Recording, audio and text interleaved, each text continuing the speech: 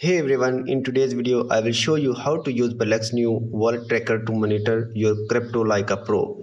If you want to stay on top of your coins without any stress, this tool is perfect for you. Let's dive in. First, log into your BullX Neo account. Once you are in, you will land on your main dashboard. On the left sidebar, find and click on Wallet Tracker to open the tracker. Now you can see all your crypto assets in one place, including coins like Bitcoin, Ethereum, USDT, Solana, and more. The tracker shows your total portfolio value, individual coin balance, and even small changes in value over time. One great feature is real-time updates. Whenever prices move up or down, your portfolio value automatically refreshes. So you always see the latest data without hitting any refresh button. Need to find a specific coin quickly?